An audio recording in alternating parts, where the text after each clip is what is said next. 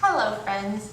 Thank you so much for coming to commemorate someone who is very dear to my heart and the hearts of many. Selfless, hardworking, committed, faithful, compassionate, servant, gentleman. Does this sound like the ideal person? Well, it is. And it's my grandpa. His name was Russ Foster. And I would love to share with you about his life, his heart, and his legacy. His life is filled with stories, some serious, some funny, most heartwarming. He grew up in a woodsy town in North Idaho, the son of a grocer. He was born in the 1930s, when life was hard, but life was good for him. He even talks about hiking for miles to go swimming with friends, maybe barefoot. After he graduated high school, he joined the Air Force. While stationed in Texas, he met a lovely woman named Margetta. They fell in love. And when they went to get married, he hadn't turned 21 yet. And at the time, you had to be 21 to get married. So his dad had to sign a consent form for him to be married. Him and Margetta lived in various places, but settled in Deary, Idaho. While in Deary, they owned a store.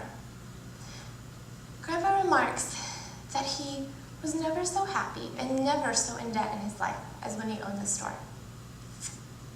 He and Margetta had two children.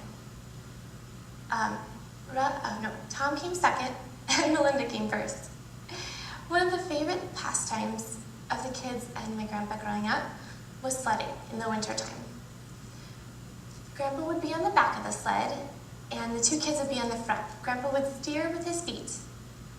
They would hop on the sled and head down Main Street. They would usually turn by the post office before they reached the highway, but one day the sledding was so good that they didn't turn. They might have wrecked had they turned. So they kept going, all the way across the highway to the other side. The kids thought it was super, but Grandpa was scared to death. Because had a car been coming, oh man. Melinda became a teacher and got married and had two kids. And Tom became a logger and got married and had me.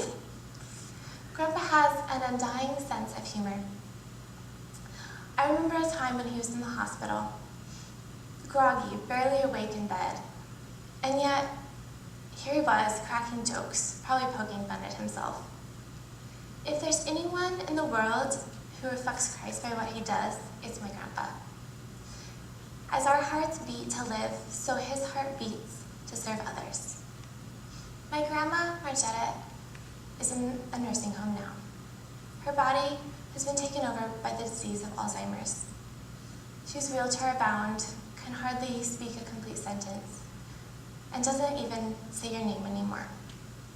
But 6 days a week, my grandpa gets in his car and drives 30 minutes to where she lives.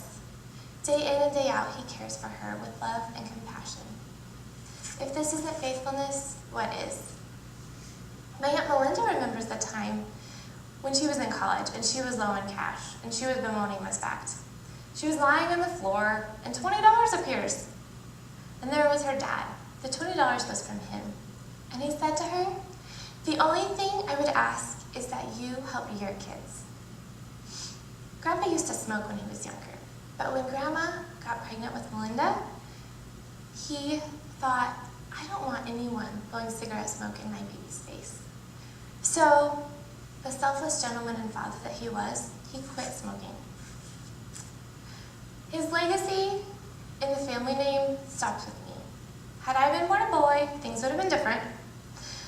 But his legacy still lives on.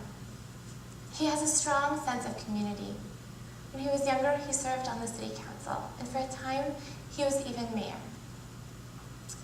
He knows the rules, he's aware of them, and he follows them.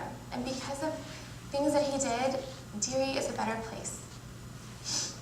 His legacy will live on in what he said as well. One of his phrases, my Aunt Melinda recalls, and even uses today. Too soon, too old, too late, too smart. Or in my dad's words, too soon old and too late smart. Hindsight is 20/20. But the most important legacy that he leaves is the spiritual legacy. My dad says he took us to church. and gave me the opportunity to hear the gospel and be saved. My mom sums it up well.